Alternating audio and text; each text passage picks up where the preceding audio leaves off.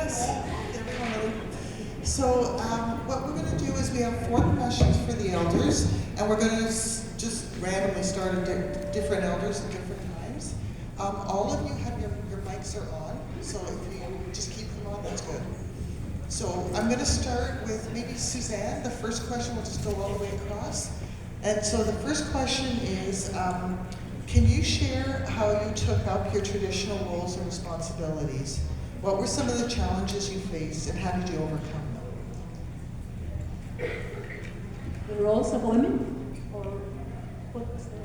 So the question is, can you share how you took up your traditional roles and responsibilities? Oops.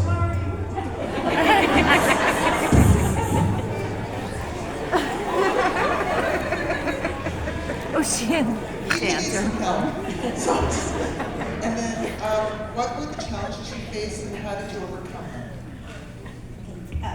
Roles and responsibilities. I was raised in a traditional home as much as possible. And we had most times 3 generations of the children, our mother and grandmother living with us. So it was mostly by watching and grandmother guiding us most times. And that she would just tell us, okay, now you use your eyes, use your ears, and listen. And also, as little helpers, she'd include us whatever we could do to the best of our abilities. At that time, too, we didn't use as much like in the house or anything. When we were having smudging or little ceremonies, we went outside the house and also more or less in a little hidden area in the bush. Because at that time, we did have it was bad, like we weren't favored to be practicing our culture. But we still practiced, and grandmother, she would pray with the church, with the Catholic Church. And then she would say, okay, let's do our prayer too. And the lesson she had were, she would get up early in the morning and listen for the birds. Sometimes she'd wake us up at 4:30 in the morning, 4 o'clock in the morning, whatever the time, the first bird. I said, here the birds are already singing and praising the Creator. So she would pretty well have us do that, and then she said you can go back to sleep and have a little rest before you go to school. We did, a lot of the cultural stuff. It wasn't in school. It was all in our homes. And the responsibility, I suppose, wasn't all for the one family because we had visitors. It was a community thing, and elders came to visit to share the stories with the children. Especially like in the wintertime, we had many visitors sharing. And of course, we didn't have TV or all the other social media we had now. So it was, when the elders came to visit, it wasn't just a 1 or 2 hour thing. We would come home and preparations would be made, what meals we're going to have. Mostly it was partridge and rabbits, wild meats. So the elder would stay with us, and we'd rush around, get our chores done, bring your water in and the wood in, and everybody ready, and then the elder would light her pipe. I remember quite often it was a lady that came, and she had a little pipe and a little bundle like what Audrey showed here, and she would open this bundle, and we'd all be sitting watching her. But nobody told us to be quiet or anything, but anytime she would, and then we'd all sit there and watch what she was doing. And she never told us to be quiet or pay attention or anything, we just automatically did that because of the elder. And I think as children growing up with 3 generations, we learned at a young age, we all had roles and responsibilities. Like I said, according to ours, we had to help with chores, and we had to help with younger children, our siblings. And as babies, we had roles since the time we were babies, because sometimes our babies, like we see this little baby here, you're drawn to that little spirit. So it's the baby's job too to bring happiness and care and love to the rest of the family and the community. So we all have roles, responsibilities, I think, at a very young age. Going to school, we were responsible for the younger ones, like I said, and then of course too, I went to one-room school. We also had responsibilities there to make sure we helped, we assisted, we helped the teacher, because there was only one teacher for 30 kids, 30, 35 kids, and she didn't have a TA, or she didn't have a helper or anything, so she gave us roles, responsibilities there also. Remember, at the time, we used to have powdered milk and biscuits. Those were our treats for recess time. And I remember she would take me at a young age, and she had a stool for me to stir this powdered milk. But I never really drank it. A few times I did, because I didn't know. I know being, of course, a lot of the children were lactose intolerant. So that wasn't really a treat to drink that milk. Like I said, we all had responsibilities in the home, the family, and community, of course. We quite often were sent down to our neighbors who had those times. I come from a family of 12. I am right smack in the middle of, I'm the sixth one. So there's the other 6 siblings after me. So there's good responsibilities. And then my grandmother used to say, I'd be running here and there, always running, and then she would tell me, calm down, calm down. Sometimes she would tell me to go and sit away from the house, like in a bush a bit, but she could still see me. And she said, let your spirit catch up with you. And then she would tell me to sit there, just to be. Then I'd be sitting and waiting, what am I supposed to be expecting? But then I would hear the birds, and I would hear nature, I would hear the squirrels, branches and leaves falling. So that was really my introduction more to Shkakmikwa, Mother Earth. So I remember one time coming in and she says, how's your Anishinaabemowin? How's your grandmother? And I said, I looked at her, and then I was thinking the other grandmother hadn't arrived yet.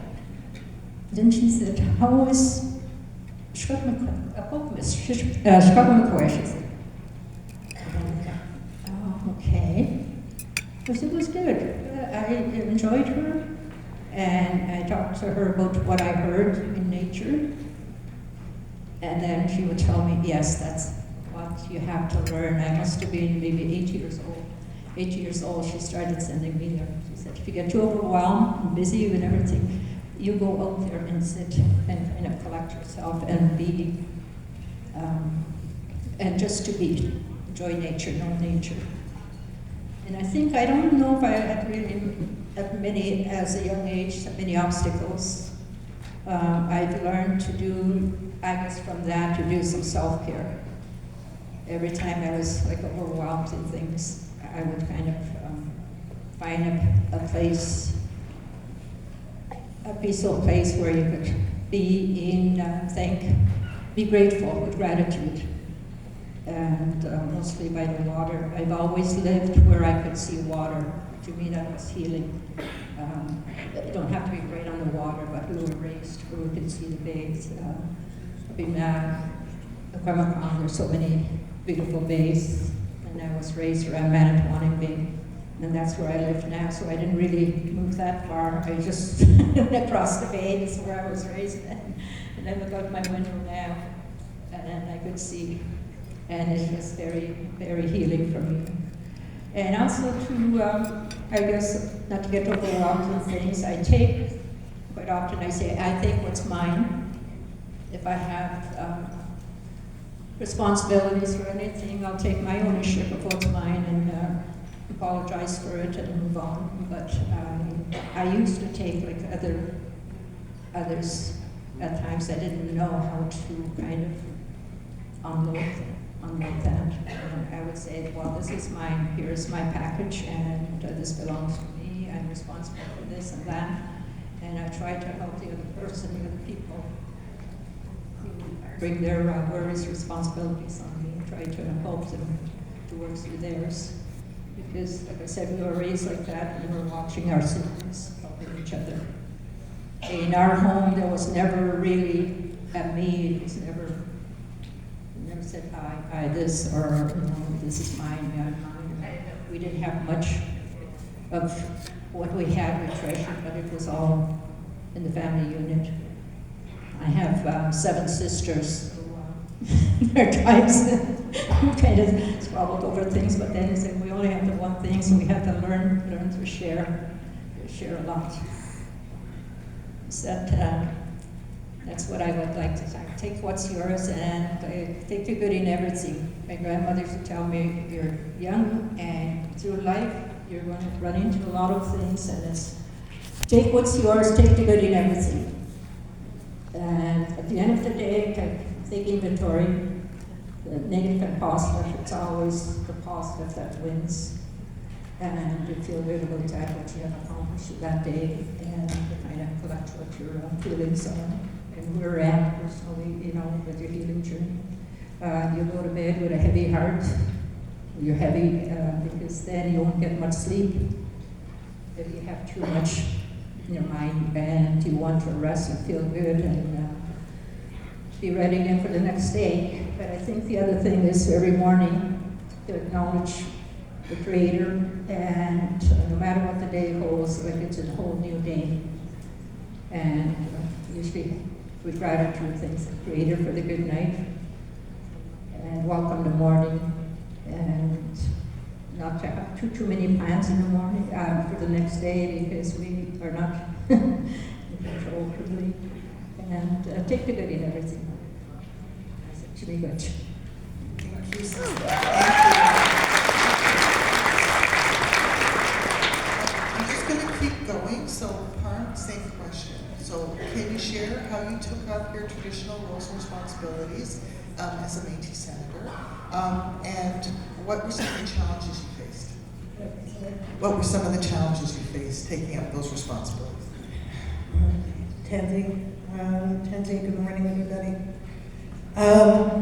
The challenges have been long going.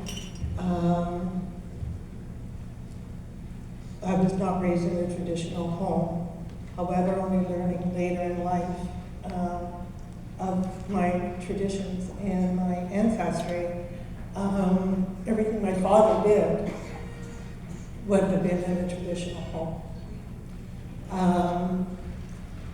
We just did not know all of that. But many of his values were always set on community in our neighborhood, in our family. We had an open door policy that our door was never locked. And I remember the first time I got an apartment, I sat there in front of the door waiting for the handle to turn. Somebody was going to break in, because I never knew that feeling of having to lock your door or lock yourself in your own home. So if I had been on video, it would have been a real comical sight, that's for sure. From my upbringing, that we had 4 boarders in our house, 4 children, and my parents. And we all lived together, and we shared our space.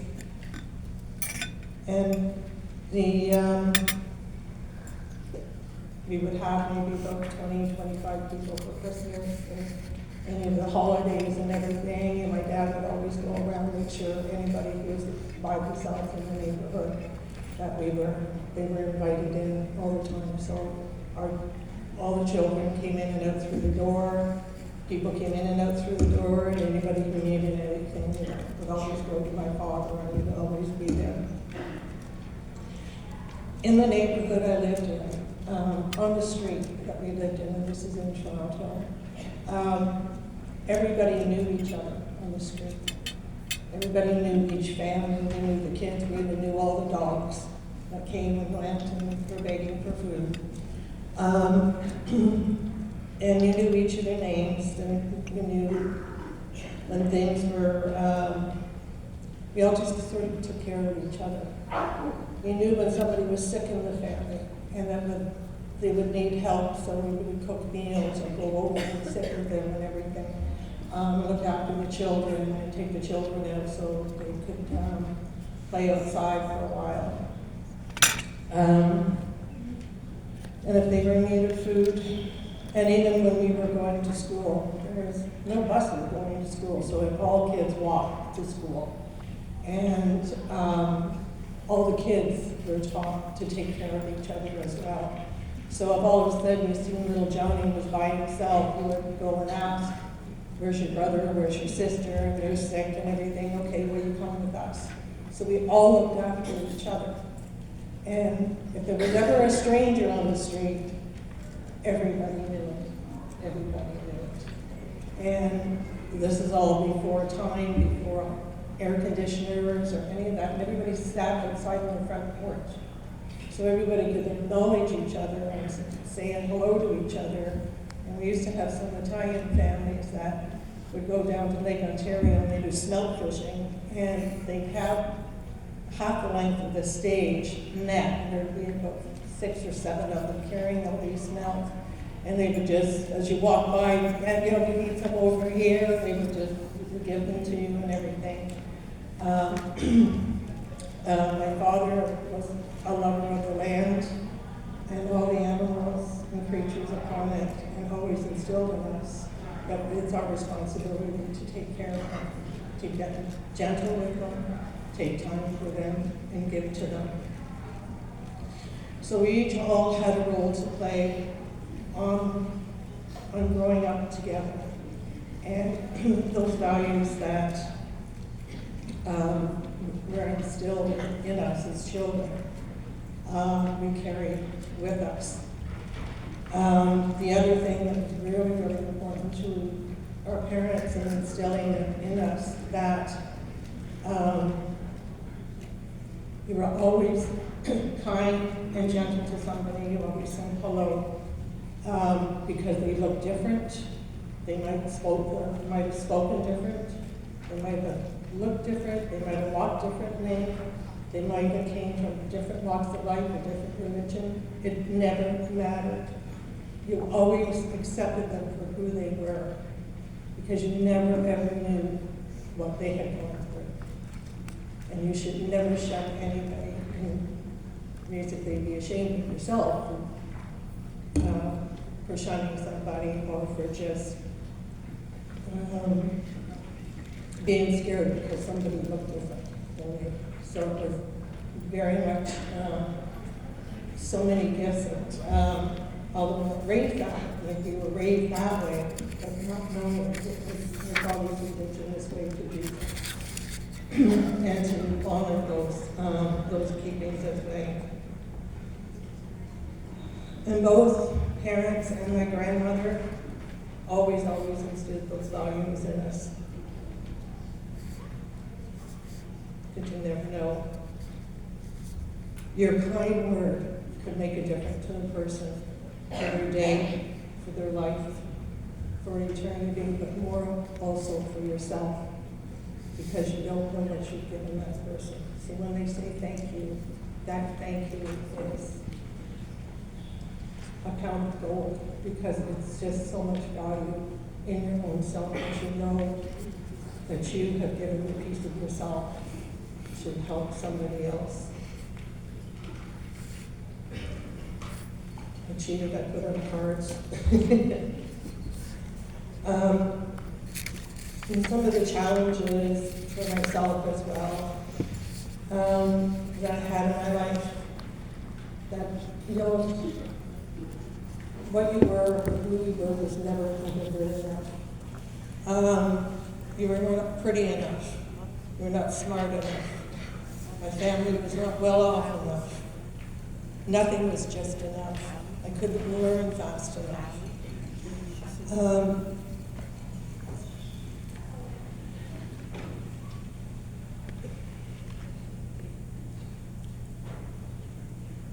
So many of the challenges was to find ways to believe in myself, accept myself for who I am, accept myself for what I am able to do, what I am able to give.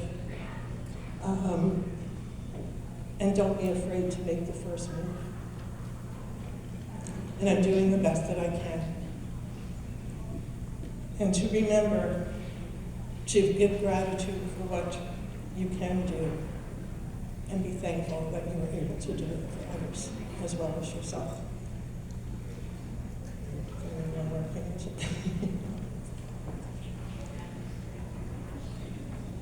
So thank you very much for all of this.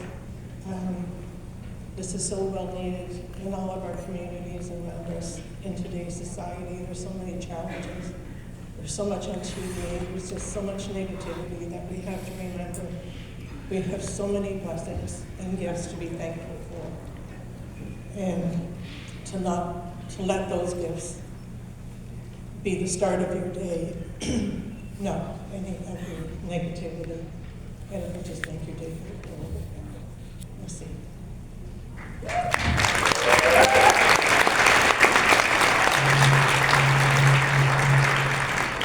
Thank you, Pern. Stan's bringing us water. So, Grandmother Renee, I'm going to ask you the same question. Do you want me to say it again? Yeah. Okay.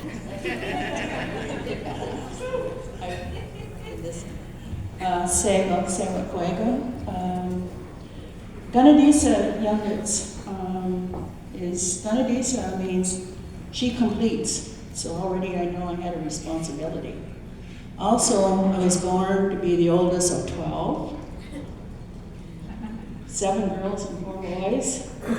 So there's a lot of responsibility right there. I also, in our way, we're also to always be not only helpful to our families, but to our grandparents. And so I'd like to acknowledge my grandparents and my parents. Yes, my father was strict, but it's because of that he put in us ethics, values. And that's what our people need, again, is structure. And getting up early was very important because he was preparing us to continue to work. And they say I'm supposed to be retired. And I'm still getting up at 6. So I learned a lot of responsibility, and I also had to be with my grandmothers when any of my grandmothers were, I think I was on loan to everyone in the community. I think I babysit everyone in the community, in our community. My grandmothers really, for being in residential school, I learned to live in 2 worlds. And so I learned, because of my grandmothers, they married into families that had the knowledge. So I was very, very fortunate to have that opportunity to live in 2 worlds, to know the responsibility. Because at that time, I think I was groomed to help others to travel in the 2 roles of life. But I'm going to speak to this on the 2-row wampum because we always have to have that duality in life. And that's what my grandma taught me. The most important thing was one day I came home from school and my spirit was broken because there was bullying in our community. And I wanted to fight back, but my grandma and my parents, they said, you don't need to fight to prove who you are. And so I walked home. Well, as you said, we didn't have any buses. And that was quite a walk. I thought I would have it all that anger out of me. But my grandma recognized it right away and she said, come on, let's go outside. And so while she was leaving, we were left the house. She picked up a can in a pantry and then she went to her cookhouse. Oh, my grandma was rich. She had a cookhouse. We didn't have air conditioning, so we had another little house to do all the cooking. And they recycled at that time. And so she grabbed a can from there. It was an empty can. And we walked to the laneway and she said, I want to show you something. And that was the most powerful moment in my life because it helped me to understand the journey that I was to take. In that, she said, "Now what do you see?" And I said, "I see two paths." She says, "That's how it's going to be in your life. You're always going to be on that two path. Sometimes you're going to go off that path, but you can get back on that path." And then she says, "What else do you see?" And I said, "I see stones, all different size." And she said, "Yes, those are your challenges that you're going to have in your life. They're always going to be in your path. But you're going to have to learn how to sidestep them." And then she said, "But you'll always come to that, when you look at a driveway, they seem to come together." And she said, "You're going to have a lot of challenges because that's what life is all about, because that's your teaching." And then she said to me, "I want you to listen." So what she did was she grabbed that empty can and she threw it out onto the driveway. And she said, "What did you hear?" And I said, "I heard a lot of clanking." She said, "Okay." Then she grabbed the full can and she put it. She said, "What did you hear?" And I said, "Really, nothing. It was bump. That's it." She says, so she went and picked the cans up and she says, "Now these are the people you're going to meet in your life." She picked both of the cans up. And she said, "These are the people you're going to meet in your life. These are the ones that are going to call you down, be gossiping, and these are the people that are going to try and hurt you, try to destroy you. These are the people that are empty inside. They need what you have. And so on this side, you're full. You've been given lots of love. And so that's so important. And so in my life, I have always looked at when people, because in our life, we're going to always have those questions. Who do you think you are as women? What gives you the power? They're always going to say, all these negative words try to break your spirit. And I'm so grateful that my grandmother did that. And now she said, "You still have power." And I looked at her and she said, "Use your hands now. Use your hands." And so I'll go like this.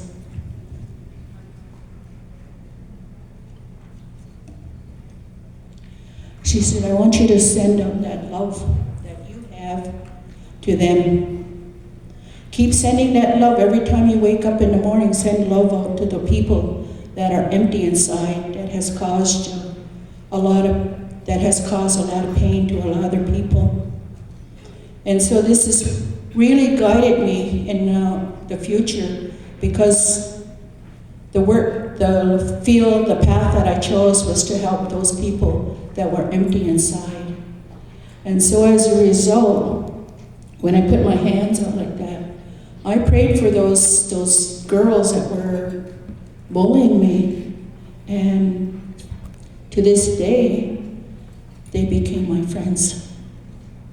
And so you're never to give up on your prayers. That's what my grandma taught me. You're never to give up on sending out love to all those people, because you're going to be challenged. And that's why they created the 7 grandfathers. You got to have that courage and bravery.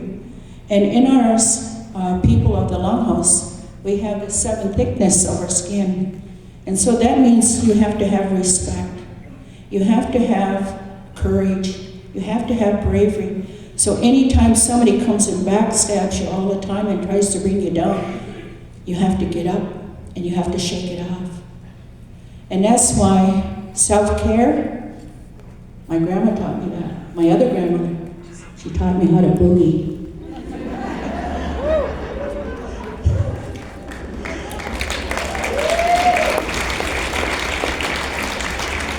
I still do smoke dance, and I came first place. Because that's what the animals had showed us. Whenever you're dealing with a lot of grief, a lot of anger, a lot of struggles and challenges is get up there and shake. You know, the animals are showing us, and when you see, because my family, my children, my son is a hunter, my grandson is a hunter, my great-grandson and my great-granddaughter are hunters. And when the deer is running, he's in a good place. But when he got shot, he continued to run, and then you'll see him shake. And when he does it, and that's why we hang them up in a tree, because if they were standing still, they're shot. And so a lot of nature teaches us, you have to let that go. And the most important thing is, you have to learn how to breathe. So anytime anybody attacks you, don't just hold it. And it hurt inside, because you have to go. You have to let it go. You have to let it go, because those emotions can affect all your organs. And just recently, my sister-in-law passed on. And grief hangs on because you love them. And so I wanted to take care of it right away. So, you know, I had to get up and I had to shake. I had to listen to music. But I also got a massage that took out that hurt and all that sadness out of my body. And that's why music was given to us. And that's one of the things that really protected us. Instead of taking an aspirin, I don't take any pills. Because on those prescriptions, they have consequences. And we still have the plants, we still have those medicines, and I make teas. And so the land has taught my grandmas, these were women that never went to past grade 4, but they learned a lot from the land and they shared that. So this is why I'm a grandma, a great-grandma, and my oldest great-grandson is 17 now. So I'm very proud of him, and one of the things I'm reminding him is, it's so sad because when you go into communities now, when people sit down, they're not showing respect to the food. And what I told him is, you take your hat off. You take your hat off when you sit there and you eat, because you're honoring all creation. You're honoring all the people that served. You're honoring the food that has come here. And you're honoring this place that you're sitting in. And so I said, and then he says, Grandma, Duda, he says, look at them. I says, yeah, they haven't been taught. And so breathing is a gift from the ancestors to help us to find solutions. And so don't deny that gift they're given to you. And so that is their last gift they give to us, is their breath. And they're gone. In that breath, you take it in, and you have a solution to all life experience, but you have to have silence. And silence is one of the greatest teachers, because the ancestors, they're giving you a lot of clues to help you whenever you're faced with challenges, when people tries to bring you down. Sometimes you want to give up because the work that you're doing, people aren't ready for it, and they just backstab, and they just kind of want to hurt you. But you just brush yourself off and continue, because the people are very important to restore their health. And so when you hear anybody being angry, send them up a prayer, because this is what is needed to help our people to become well.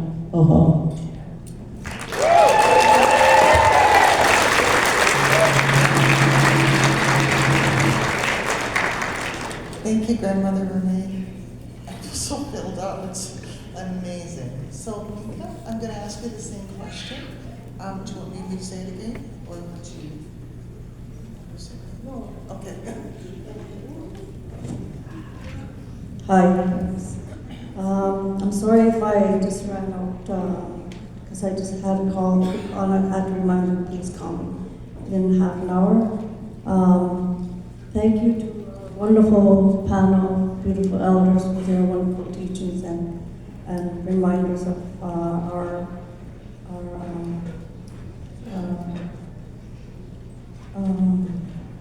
being as women and being as grandmothers and aunties and sisters. I had to write a note. Thank you so much for your beautiful stories, and I learned so much. I'll just quickly read what I thought of this question that has been asked upon me, but in between I'll try and add my upbringing as well. In my journeys to teach our Inuit community, either it is in Ottawa, Ontario, or in Toronto, Ontario, or anywhere I am, I honestly am myself in whatever teachings I am asked to talk about of my own experiences from my upbringing. As Inuit, we as children have always been taught to help one another within our community. I always speak in Inuktitut when I'm with other Inuit, and speak in English in case someone may not understand our mother tongue. If it is in any challenge to teach any traditional knowledge, I like to have other Inuit that can also teach more of our traditional values. I like to work together in a team effort to help either children, youth, and adults, other adults. Within my other board membership of other organizations, I always try to advocate for our Inuit, whether they be babies, children, teenagers, and adults, especially the unilingual. It gave me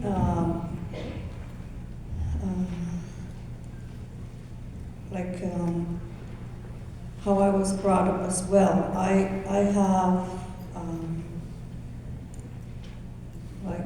7 siblings and 4 late brothers, so altogether we're 11. And my parents used to love adopting anybody that needed to be parented, even if they were adults.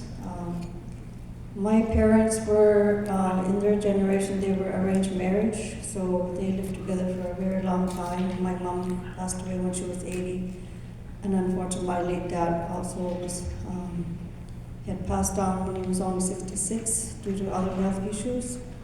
And my late dad, he used to be a hunter within the community of Iqaluit, either near Apex Hill, and whenever he used to harvest any animals like seals, caribous, fish, that was the best time for us as children within our household to ask our neighbors to come and eat within our household, to share my late dad's catch of what I just talked about, whether it be seal or caribou or fish or any marine animals or any catch that we harvested. And we used to invite the whole neighborhood to eat with us, to share, because that's how we used to be when I was growing up.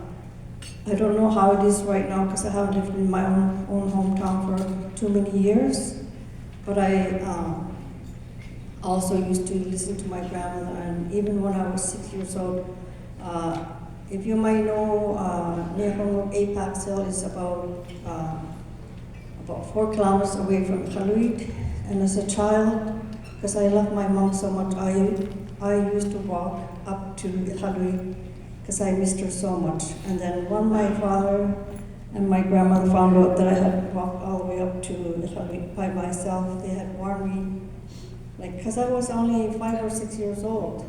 I had missed my mom so much, my grandmother, sorry. And her name was Ilata Nakashuk. And once they told me, they had to warn me, because I'm only a child. They had to warn me, look, look funny. You're gonna have to stop walking up to your grandmother's house, because it's such a long walk. And you never know if a giant might kidnap you. This was their warning as a child, you know, with our legends that we were brought up to learn about. So that's one of the stories. I've grown up with. I myself have also moved before Iqaluit was Iqaluit. It used to be called Frobisher Bay before 1999, I believe, and around maybe 1974 to 76, we lived out in an outpost camp, and those are the great teachers I was able to learn as a young child or young teenager. I was like 13 or 14 when we went down. We traveled first by Skidoo. We left around mid-May, because that's the best time back then, before the climate changed, when there was still ice out on the bay. We were like about 11 to 12 families that decided, my uncles and my dad, before they decided to move out of the municipality of Frobisher Bay, back then it was, and they decided to move all the way to Allen Island, either by Skidoo or by boat, following along the 4 months that we traveled. And I learned so much, all the great teachings and learnings of how to harvest all the animals, be it duck, seal, walrus, and I've had the privilege of seeing a sperm whale's tail go up and down swim, and do their wonderful swimming. That's the only memory I have one time, and as well as harvesting walrus. And the walrus is a large marine animal, and you always have the challenge of bringing it up on the ice and harvesting it and cutting it up. And one of the best delicacies as a young child I happened faced with what it was inside the stomach of the walrus. And they love eating clams, and that's the memory I always have in my mind, where that's the best clams I've ever had that just came out of a walrus. And it tastes so good, fresh. And it didn't have to be cooked on the stove, but out of the walrus's stomach. As Inuit, growing up, we ate a lot of meat, any fresh meat that was harvested. And I always thank the hunters very much for providing us food. Especially last week, I felt so thankful for all the women, grandmothers, aunties, sisters, especially when I was opening the traditional oil lamp, which is my kulik. One of the products I had to,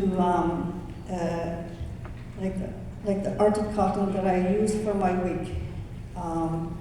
Usually I've had to have it sent down by mail or through another person that's coming into the community where I'm living at, and I have to clean the Arctic cotton.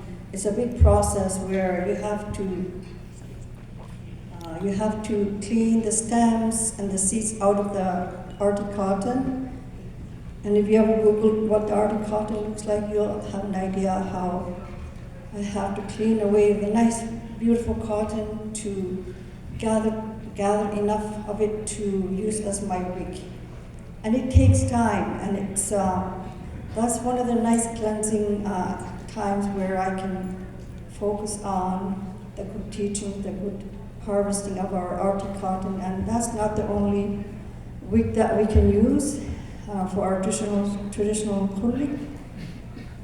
We can also use Arctic willow in combination with Arctic moss, and then that's another process with the Arctic willow, where you also have to clean the stems and the seeds to harvest the wig for the kulik. And once you've done that, you put the two together and roll it up to make it into a nice wig. In Inuktitut, it's called atiliktak, because you're rubbing it up together with both of your hands, and then putting it into a special container, of any container that you might have. That also can be made out of duck feed, that you can make it into a pouch to harvest your wig for the whole winter. And like in the fall and summer, especially the Arctic cotton is harvested sooner than the Arctic below. So those are the kind of seasons that, excuse me, we have to be mindful of how to harvest our the wicks for our huliks. Excuse me. I think I don't want to take up people's time, and hopefully I've done good teaching as well as wonderful grandmothers. Thank you so much.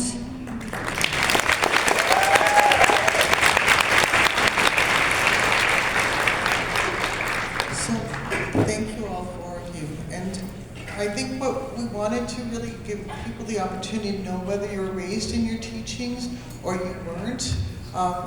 Everybody has knowledge and experiences from their childhood that guide them into the responsibilities of being a grandmother and being an elder.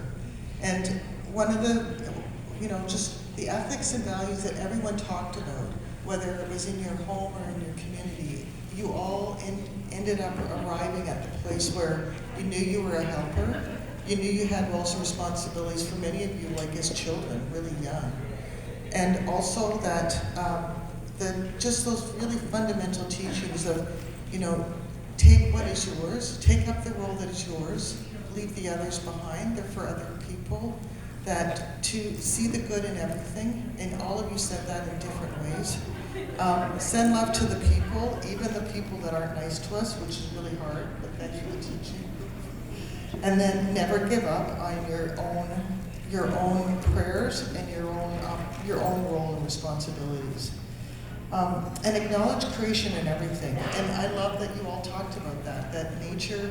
I mean, you actually answered question 2 because you all talked about how you have to care for yourself and what that means and how you do self-care, which was so good because we're limited in time. And so I was trying to figure out how to do this, and then you beautifully answered question 1 and 2. So what we want to move to is, and just some reflections and thoughts on question 3. So this is the final question we're going to ask, which is, what advice would you give to your younger self? And think about this group. It's also advice you would offer them. So what advice would you give to your younger self? And any of you can start, and then we'll just keep going. I think for me, what advice I would give for your younger self, for the younger people here, is to get your education. Education, both traditional and in the non-traditional ways. And it's very important. You can't survive nowadays without both of them. Myself, I have taken over the years a lot of courses, which all help me to become who I am and to be a second part. There's still a bit of racism up there. That's what I didn't mention when I was at the Cape. There's a lot of racism.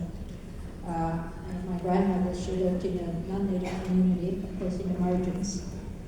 And I started school when I was 7 years old, so I didn't speak any word of English. And so when I was 9 or 10 years old, my grandmother took me to go and live with her in the summertime. And she says, you've been in school 3 years now and you don't learn the English language. So she would take me to her doctor's appointments, or if she had some other business to do in the stores, and she says, you want to interpret for me?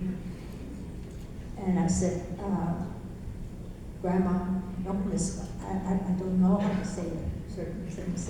And she would take me, and somehow I made myself understood in the English language, which I only learned, but of course you forgot it in the summer times when you were at home again to speak in the language.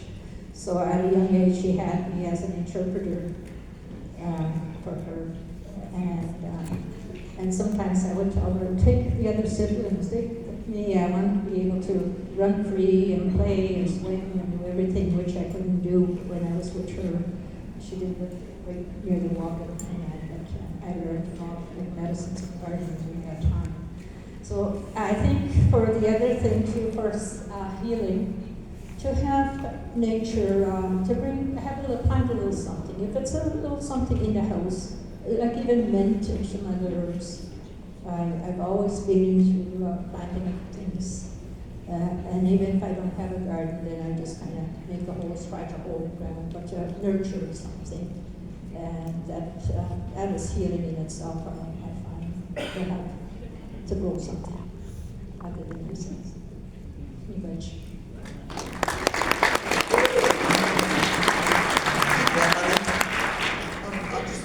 Do you mind if we just keep going? All right.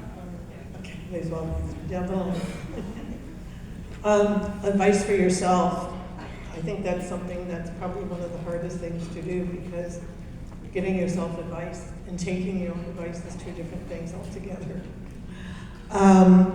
I would say for me, to have more patience for yourself and for others. It does not have to be done in one day. And we all have many gifts and talents to bring to the table. Trust in yourself that you are doing the right thing. And if you do make mistakes, what can you learn from them?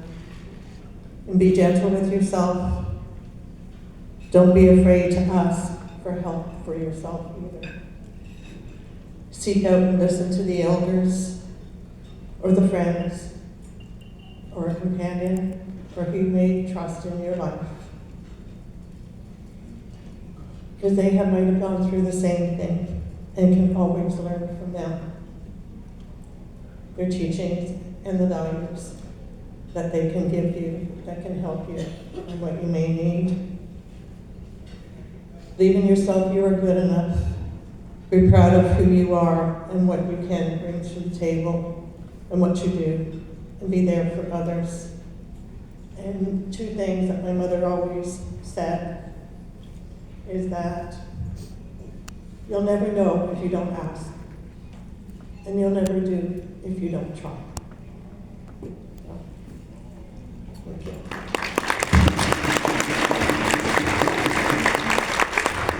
Thank you, Renee. Well, I'm really taken how when we were young we took on many labels, and it took away our power. So be careful of those labels that are out there, especially if you claim them, you create them within yourself. Because you know that stubbornness inside you says, no, you're not. And don't ever give up. So be careful of those labels, especially, you know, how we claim. Don't claim those. Like the doctor said to me, you're going to have diabetes. I says, no, I'm not. I wish he was here, I could prove it. So be careful of those labels and just say, in other words, I'm learning how to live healthy. I'm learning how to be a better human being. So we're releasing guilt and shame. We're releasing those things that you feel that has taken away your power. And always remember, I always like that what my grandma and even my dad says, bite your tongue. How many have bit your tongue? That is really one of the most powerful lessons, because all the teachings that we have is be mindful that the Creator only gives you one mouth. So be careful with that mouth, because it can get you in a lot of trouble. So learn how to recognize if you are swearing, because that was a no-no in our home. No swearing, because you would destroy your spirit. And so, or you would have the choice of Lifebuoy or Zest, because that's how Mom would clean her mouth. So always be careful of those labels, because they're given to us at a very young age. and be resilient and say, all those negative labels, give them the finger. Remember? Like this. So simple. Or like this. That's not. Talk to the hand, as the kids would say. So, having that power will create a healthier person and a healthier human being, because society is trying to dehumanize us. So be careful of those labels.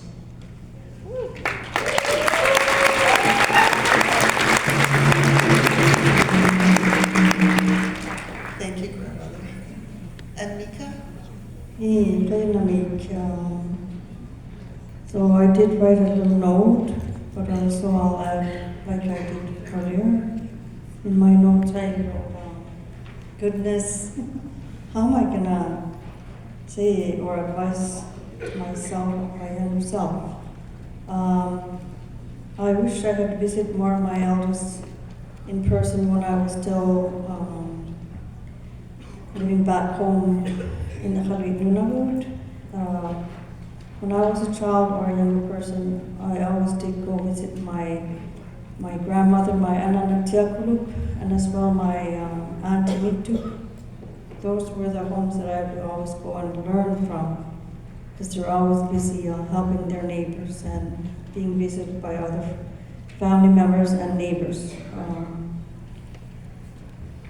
And the other thing is that trying to learn as much as possible of your traditional teachings, your traditional things about how to make clothes, or even just beading and sewing. Learn all the names of, what you're making of, like mittens, muklaks, hats, clothes, coats, which I know how to make, but I love teaching youth and adults on how to make anything, and that's one of the great teachings I've learned to do living in Toronto, because so many youth are just craving to learn more of our Inuit heritage and teachings, and how to say it in Inuktitut, and that's what I always like to do, is pass on what they want to know about, and they're just craving to learn anything and everything. And I've been privileged enough to also have gone to the Native Canadian Center on Saturdays before the pandemic, where we would make drums, like a hand drum, or muklaks, or I had the privilege of being with youth and adults. That was the best place where I was at, where we could help each other. A youth was having challenges, we would help them about what resources to go to, as well as even us, some of the elders, because of being in residential schools. Unfortunately, they also didn't have the time and privilege to learn on how to make their traditional hand drums or muklaks or mittens. So those are the wonderful things. Make sure also to go get educated as much as possible, and try and speak to elders as much as you can, or people older than you, especially your family members. Respect your parents, respect your family members, your neighbors, as well as there's been a program I've been watching while I'm doing crafting. It's called Uvao TV, the Isuma programs, where I've also learned to learn more about the traditional clothing, of how to harvest the skin to make it into clothing, and it's a lot of work, and there's so many names for them as you're making into a product. I feel so happy that I've been able to learn even in my age, because we're always going to be learning throughout our whole life, and teach one another, respect each other, and try and get educated and be in connection with people. Always ask questions, never be shy, because I was super shy when I was a child and a teenager, to the point where my dad, because he was always busy coming and going, it seems that he never sat down long enough. Yes, he did have tea breaks, come have tea, and then anytime he came home to our house, here I'm quiet, maybe on the weekend, and like, he would joke on me, stop shouting around, it's because I wasn't able to say anything, like, that was his silly joke on me. So, learn to ask questions. Thank you.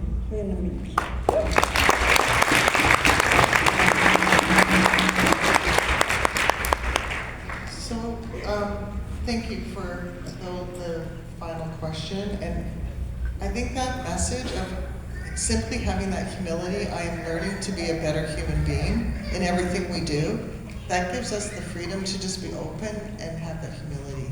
And every one of you has it. It's so beautiful. Thank you so much for gifting us with your lessons and your teachings and your life.